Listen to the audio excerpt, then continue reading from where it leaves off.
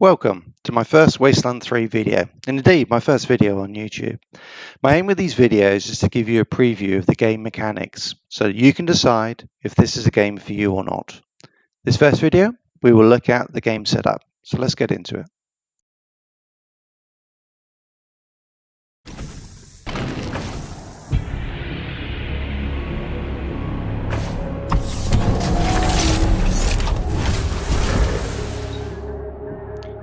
Well, these look like pretty standard difficulty setup options. We've got 4 choices, ranging from easy to extreme. Clearly the developers are trying to add a bit of humour here. Let's see if they can carry that off in the game.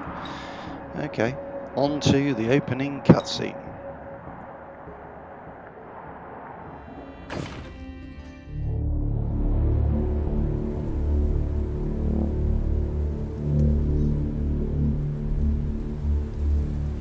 It's been a rough few years for the Desert Rangers. When the world ended, they tried to bring some order to what was left of Arizona. But then, the Cochise AI woke up, and they found themselves in a fight to the death with its robot army. In the end, they had to nuke their own base to kill the damn thing for good. Been hard going ever since. Then, the Rangers heard from a fella calling himself the Patriarch. Said he owned Colorado, but his kids were trying to steal it from him. And if the Rangers were to come and put him in their place, he'd give Arizona all the food and supplies it needed to rebuild and survive.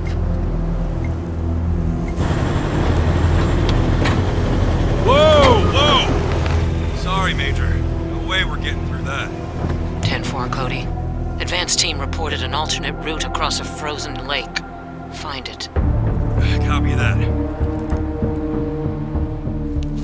Well, reluctant as the Rangers are to interfere in family squabbles, they weren't really in a position to say no. Our route's around that dam on the far shore. Scouts, check out the ice and lead us across. Yes, ma'am. So the Brass sent Ranger Team November across the Rockies, because the aid he was promising the Rangers wasn't just their best hope. It was their last. Okay, Major. All good. Come ahead.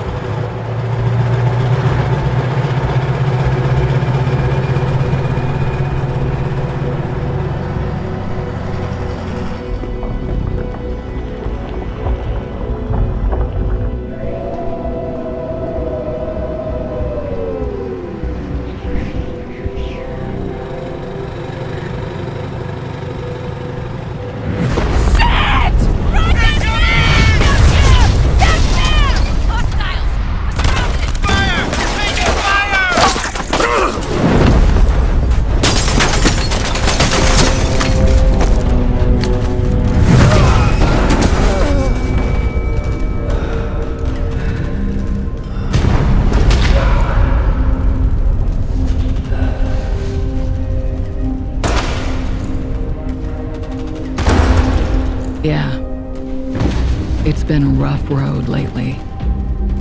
But that's the thing about the Rangers. It doesn't matter how hard it gets or how many of them fall. They keep on fighting. The Rangers never stop fighting. So a bit of a recap there from Wastelands 2 and a pretty vague overview of why we were heading into Colorado. I did know the mention of the Patriarch's kids setting the scene for factions in the game, including one who clearly did not have a good experience with dolls growing up. Let's have a look at the preset character selection. So for any of you experienced in these type of games, this will be very, very familiar to you. A couple of preset characters, you can jump into the game pretty quickly. They have the usual sort of set of skills that define them as certain different play styles. Those skills would include things like melee combat, weapon combat. You have some of the support skills, as you can see on here, first aid, some of the dialogue options, and as we'll see in a little bit also, some of the skills related to interacting with the environment, whether it be through survival skills, technology-based skills, etc. It's slightly disappointing, as you see from these, is while they look like they have a lot of character, none of them have any quirks on the preset options, which I think is actually a bit of a miss, really, because that gives that little bit of difference when you're to the playthrough and the style of play, and which obviously you're only going to get if you actually build a character from scratch. So let's quickly run through the rest of these so you can just see what they look like. Okay, let's have a look at the character customization if you pick your own character now. So again, 2 characters you're picking, and the attributes look pretty normal for what you expect, in line with the preset characters. Let's jump into some of these. It looks like there's a fair number of options on the faces. They all look pretty much the same though, just a little bit of colouring, but yeah, obviously you can customize that to some extent, certainly not to the extent that you'd see in some other games. It's all fairly basic, but then again, when you look at the size of the models in the actual game, it doesn't really matter that much, I would say. Okay, moving on to the hair after this, and what you can see again on this one is that there's quite a few options. You know, for you to actually customize your character to look how you want, both male and female, and also obviously at the bottom there you can see the hair coloring.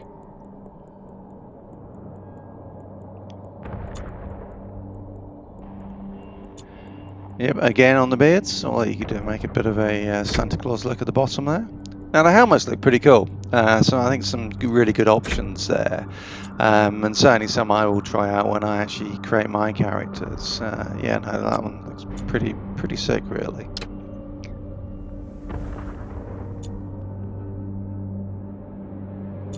Hannibal Lecter like.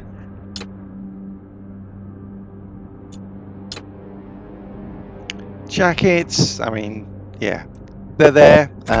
Don't really change the character that much. I mean, all of this really is so you can just identify your character on the field of play when you're in the game. It doesn't really make that much difference to it, but obviously allows you to do what you want with there. I mean, the colouring is quite useful, so that you can clearly see which character is which when you're playing the game, particularly as we get into the isometric view. So some limited bits on side. Oh wow, that's tiny. Okay, yeah, so one will you be able to see the character, but that's yeah, interesting anyway. But yeah, clearly some options there to give yourself some different characters within the game. And the final section being the portrait, which obviously shows against your character. Again, purely cosmetic, no real impact on how the game plays, so pick it up as you want. And oh, good to see Pennywise made it into the game. Next up is starting weapon. This is obviously what you start with in the game. I don't think it's particularly important, albeit obviously if you're going to specialise in an area, you want to pick the right weapon to start with. Again, let's move on to attributes, things that really define how you play the game. You've got coordination, or agility, as we've seen in other games, allows you to move quicker, more action points, which is actually quite important in this game. Like it always impacts on critical chance in pretty much every game. Perception, the range damage, obviously good for sniper using characters.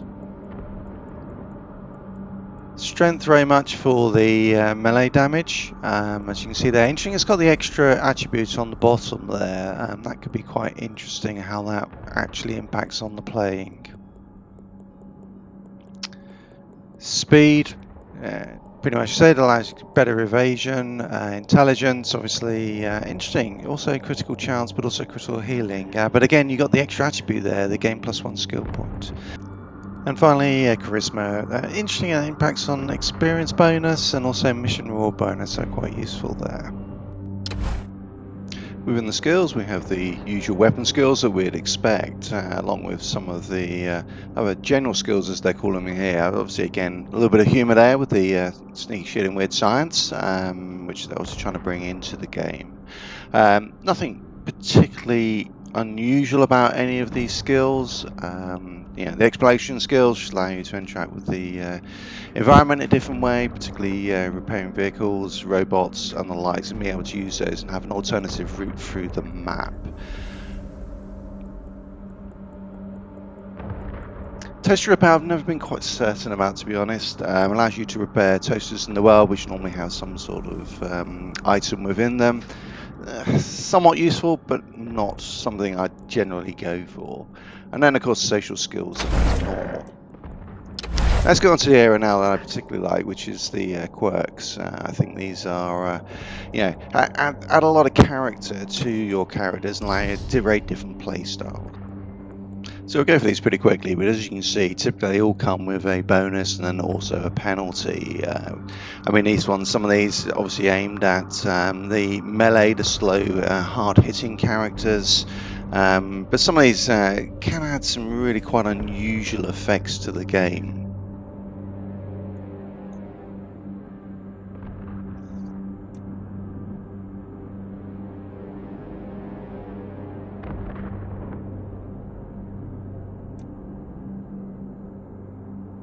Yeah, it's interesting. Skill books are quite useful in the game for actually getting, adding to your skills quickly whenever you find them. So that one I'm not sure about, but the status effects could be useful.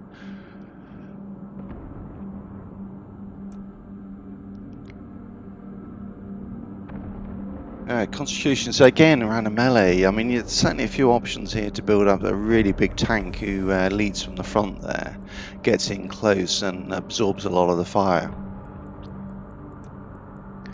Like the mine, that's good. Okay, yep, that's interesting. So if you've got someone who's going to sit at the back, definitely can use that one, albeit if they get into any sort of circumstances where they've been fired on, it's going to be bad for them. Gold, not sure how useful that is, but might be. And that's quite funny as well, a chance to catch on fire, but then you do a hell of a lot of bonus there, so that could be quite good as well. Again, melee damage, range out, that one's quite interesting, isn't it? But it's real risky to use that one. That one, I guess, allows you to finish off people really quickly, so that again could be good. An early start to combat there on that one. Okay. I mean, ideally you don't lose an ally in combat, but it does allow you to then actually take out the rest of the enemy force quickly. Okay, that's a really interesting one, isn't it? So you have complete immunity to all of the status effects, but do so at the expense of slower experience gains. Oh, and this is a call out to the character from Wasteland 2, Scotchboat, who was better when he was drunk. Okay. And that's it for this video. Thanks very much for watching. Subscribe if you like what you're seeing. I'm going to go and create some custom characters, and we'll see some gameplay next time. Thanks.